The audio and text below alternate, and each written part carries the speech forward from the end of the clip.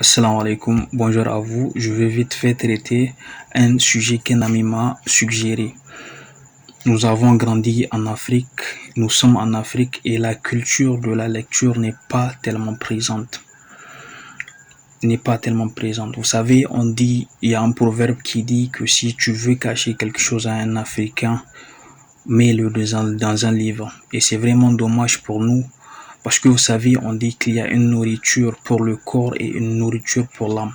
Et la lecture est à 90%, sinon plus, de ce qui nourrit l'âme, qui nourrit l'esprit. Ça développe la créativité. Que ce soit de lire un livre de développement personnel, un livre de fiction ou des recueils de poèmes, cela vous permet de vous enrichir, de développer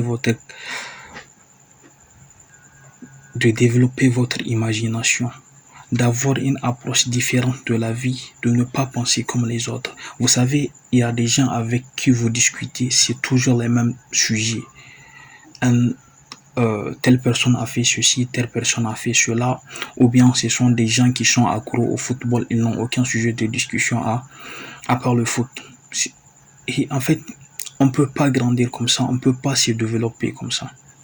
Donc, il y a plusieurs livres que je pourrais vous recommander, que ce soit La magie de voir grand, que ce soit les livres de Robert Kiyosaki, les livres de Darren Hardy. Il y en a plein. Je ferai une vidéo, Inch'Allah, pour vous en parler. Et vous savez, il n'y a pas d'inertie dans la vie. Il n'y a pas, en fait, on ne peut pas dire qu'on reste au même niveau de connaissance. C'est dans la vie, c'est soit vous avancez, soit vous reculez. Et c'est à vous de faire ce choix. Prenez chaque jour le temps de lire au moins 10 pages. Si vous voulez 5 pages le matin très tôt et 5 pages avant de vous coucher. Mais essayez de lire 10 pages par jour. Et cela vous permet de vous cultiver, d'avoir une approche de la vie qui est complètement différente. Et c'est très simple. C'est très simple.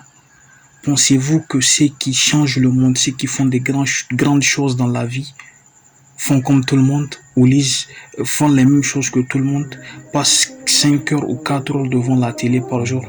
Non. Ils cultivent et aiguisent leur esprit. Sur ce, je vous dis à très prochainement et salam alaikum.